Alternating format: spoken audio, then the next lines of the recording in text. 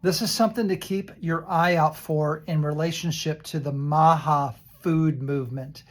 So here's the deal.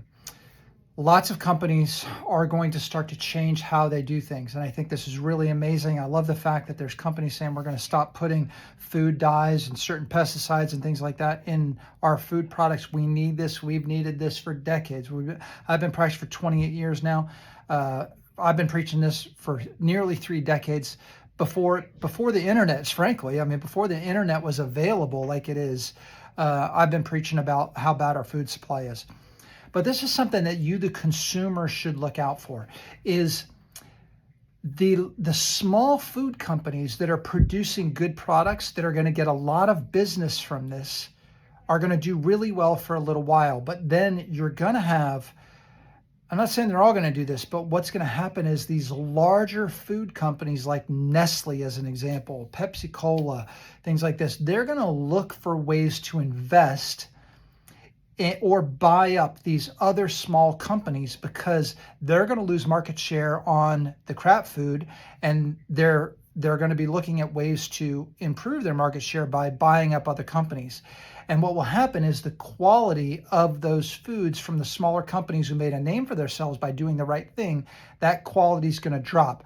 So keep an eye out. If you have brands that you love, keep an eye out in the news or do some research on who owns the company. I'm going to give you a great example of this. Vital Proteins. Used to love this company, Vital Proteins, and they got bought by Nestle. So did they change the formula right away? No, I don't think so. But we as a clinic stopped recommending Vital Proteins because Nestle, in my opinion, would do everything they can to cut corners in the production of that product. And I couldn't in good conscience recommend that product to our patients anymore, knowing that's a real good chance that the quality of that's going to go down over time.